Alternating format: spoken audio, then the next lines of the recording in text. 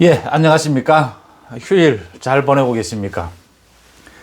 그 유시민 노무현 재단 이사장인 검찰이 노무현 재단의 그 은행 계좌를 들여다봤다, 사찰했다라고 하는 의혹을 주장한 데 대해서 사실이 아니었다라고 하고 사과한 것.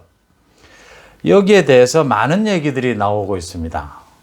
왜 이 부분을 이 대목에서 사과를 했을까부터 시작해서 진짜 그 진실은 뭐였을까, 여러 가지 얘기들이 나옵니다. 먼저 제가 유시민이가 왜 여기서 사과를 했을까를 놓고, 진정성 어린, 그래도 문재인 정부에서 첫 사과였다, 그 사과를 받아들이겠다라는 것도 있었고, 무슨 의도가 있을까라는 것도 있고, 또 친문들 사이에서는 유시민이가 이제 이런 의혹들에 대해서 사과를 하고 떨고, 대선 후보로 나서는 것 아니냐까지 다양한 의견들이 나오고 있습니다. 여러 가지 중에서 가장 좀 설득력이 있는 것은 이 검찰 수사가 불가피하기 때문에 이 명예훼손에 관한 이 검찰과 한동훈 검사장을 지목해서 이거 지금 얘기를 한 부분이었기 때문에 검찰 수사 지금 고발이 되어 있는 상태죠. 그래서 서부지검에서 이제 곧 수사를 할 예정으로 보이는데, 검찰 수사를 앞두고 유시민이가 검찰 수사에서 좀 더 유리한 고지, 유리한 입장에 서기 위해서 사과를 했다라고 하는 게 가장 타당하다고 보입니다. 왜냐하면요, 진정성 어린 사과를 했다, 그래도 문재인 정부에서 그 부분을 받아들이기 힘든 게, 진정성 어린 사과는 문재인 대통령도 했고요, 지난해 말에. 진정성이 있는지 없는지는 모르지만 어쨌든 윤석열에게 패배한 사실을 사과하고 국민에게 했고, 그 다음 진정성 어린 사과가 되려면 이거 외에도 유시민은 그동안 허위 사실이라고 보이는 부분들이 굉장히 많습니다. 그 조국 사태 때 정경심 관련된 것들이죠. 정경심이 그 자기 개인 PC를 동양대에서 들고 나온 것을 그 증거 인멸이 아니라 증거 보전이다라고 주장을 해서 이 실소 참 헛웃음이 나오게 했고, 또 동양대 총장에게 정경심이 그 표창장 말입니다. 그 재판 결과, 1심 재판 결과 가짜라는 게 드러났지 않습니까? 정경심에게 그 표창장을 부여할 수 있는 권한을 위임했다라고 그렇게 대답을 해라, 그 동양대 총장에게. 이게 사실 위증 강요, 위증을 요구한 것 아니냐라는 의혹 때문에 이것도 지금 고발이 돼서 지금 검찰 수사를 받아야 되는 입장이죠. 이런 건들도 있는데 굳이 지금 노무현 재단 이 은행 계좌를 들여다본 것, 수사기관이 이 부분만을 사과했다, 그렇게 보기는 힘들지 않습니까? 그래서 진정성 있는 사과다, 그건 좀 받아들이기가 힘들고, 그 다음 또 친문들이 주장하는 이제 대선 후보로 나서기 위해서 사전 정지 작업이다, 이것도 좀 받아들이기 힘든 게, 이거 아니어도 유시민은 친문들 사이에서는 정 안 될 경우에 유시민이라도 유시민이 일정 부분 지지율이 있으니까 안티도 많지만 계속 거론되어 오는 상황이었고, 말씀드리다시피 이 건 아니어도 다른 의혹건들, 유시민이가 각종 선전선동, 허위 사실 유포한 그렇게 보이는 것들이 너무 많은데 굳이 이 건만 떨면 대선 후보로 갈 수 있다, 그것도 조금 인정하기 힘든 부분입니다. 그래서 검찰 수사가 어차피 불가피하니까 검찰 수사를 앞두고 자기가 사과를 하는 것이 유리하다, 이렇게 판단했을 그 가능성이 가장 높다고 보입니다. 왜냐하면요, 이런 그 표현의 자유 부분과 이게 지금 허위 사실을 유포했을 경우에 기자가, 언론이 가장 중요한 게 표현의 자유에 해당하느냐, 이 공익을 지키기 위한 표현의 자유로 봐야 하느냐, 아니면 이 의도적인 가짜 뉴스를 통해서 누구의 명예를 훼손했느냐라는 부분에서 가장 중요한 것이, 이 언론인이 자기가 모르는 사실을 그 사실을 정확하게 알지 못한 상태에서 의혹을 제기했다, 공익을 위해서. 이렇게 되려면 자기가 사후에라도 사과를 하는 것이, 사과를 한다는 것은 그 당시엔 자기는 잘 몰랐다, 잘 모르고 했다, 어떤 의도를 갖고 명예훼손을 할 생각은 없었다, 자기가 여러 가지 취재를 하는 과정에서 이 실수가 일어난 부분이다, 정확하게 확인하지 못해서 그런 부분들은 많이 있을 수 있거든요.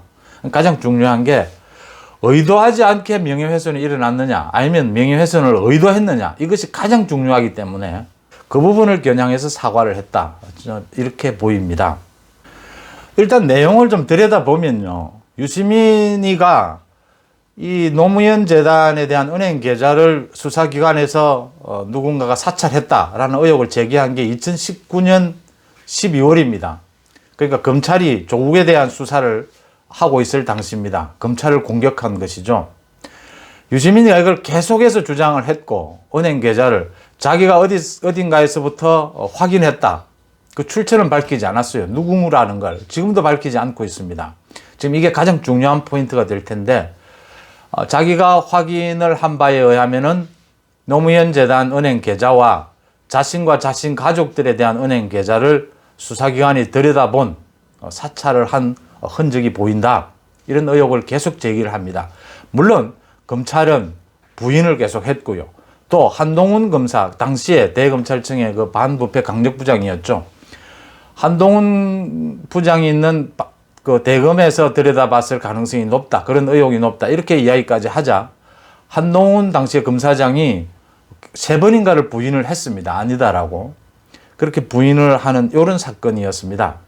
이 의혹을 제기를 하자 뭐 당시에 민주당도 같이 나서서 검찰을 압박을 하고, 그 다음 이해찬 민주당 대표도 총선이 지난 다음에 김해 봉하마을에 가서 노무현 재단을 둘러싼 검은 그림자가 그치지 않고 있다, 정말 징하게 괴롭히고 있다, 이런 식으로 얘기를 합니다.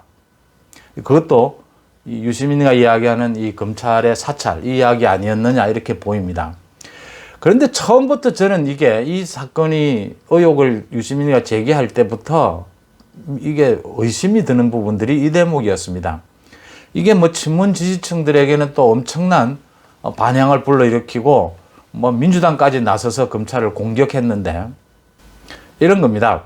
유시민이가 인기가 있는 사람이고 또 현 정권과의 뭐 실세다라고 꼽히고 과거 무슨 장관까지 지냈고 하니까 유시민의 말이 굉장히 파장을 불러일으키긴 하지만, 그 당시에 저도 생각한 부분입니다. 첫째, 이 은행 계좌를 들여다보는 부분은 지금 이제 나왔지만 1년 안에, 금융실명제에 따라서 1년 안에 어떤 형태로든지 본인에게 통보를 해줘야 합니다.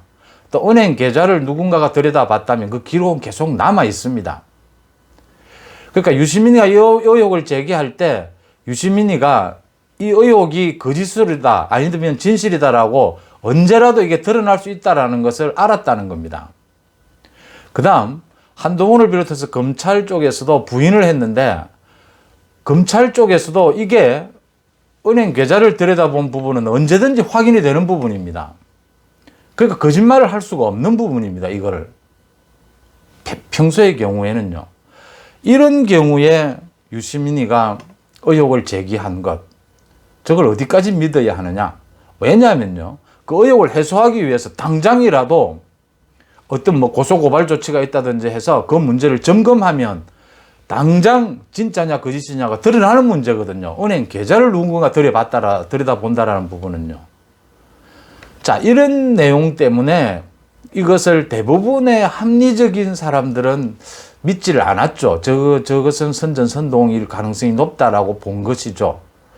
그럼에도 유시민의 또 평소의 성격이나 아마 스타일로 봤을 때요.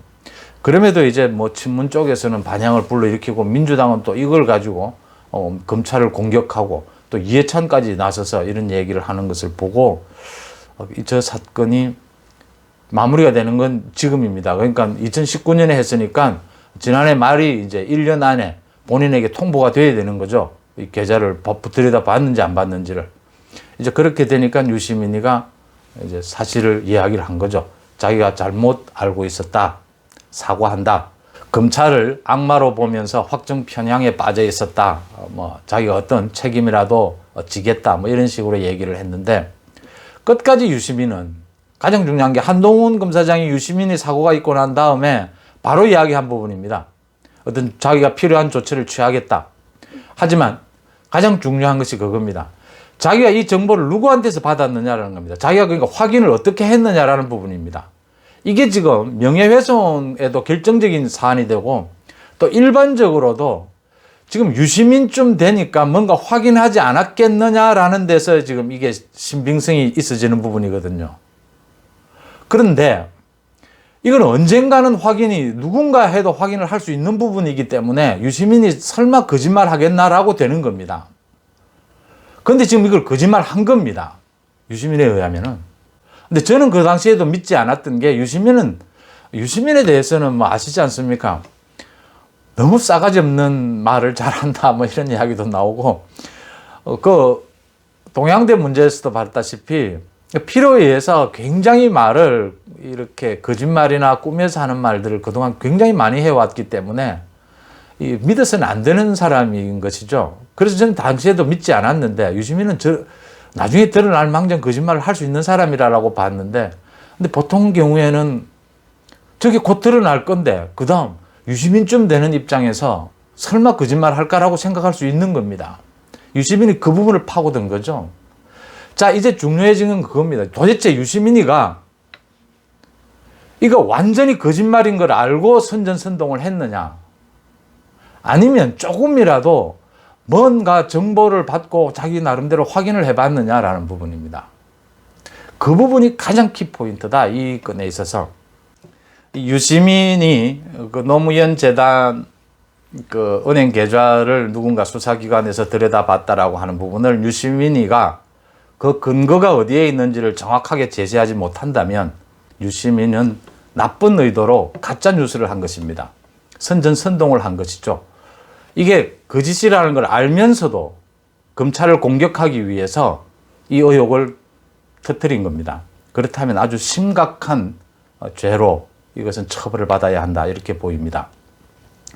물론 정경심에 대해서 그 동양대 총장에게 위증할 것을 뭐 강요했다라는 그 의혹 부분도 지금 고발이 되어 있으니까 그것도 수사가 필요하고요. 당시 뭐 김두관 민주당 의원도 또 전화를 했던 것들이 드러났죠. 그런 부분들에 대해서 이것은 철저히 밝혀야 한다. 왜냐하면 지금 이 유시민뿐만이 아니고 지금 여러 명, 뭐 김어준이라 비롯해서 여러 명들이 허위 사실을 의도적으로 선전선동을 위해서 방송을 하는 이런 경우들이 굉장히 많기 때문에 그 시범 케이스로라도 유시민의 이번 이 노무현 재단에 대한 검찰의 그 은행 계좌 이 부분은 정확하게 파헤쳐야 한다. 유시민이가 사과를 하고 나자 뭐 또 과거 조국이 했다는 말, 파리는 뭐 싹싹 빌 때 때려잡아야 한다. 물에 빠진 개를 구해주면 그 개가 문다. 사람을 구해준 사람을 물기 때문에 불에 빠져 있다고 해도 구해줘서는 안 된다. 싹싹 빌 때 오히려 때려잡자 이런 얘기도 있고요. 여러분 생각은 어떻습니까? 고맙습니다.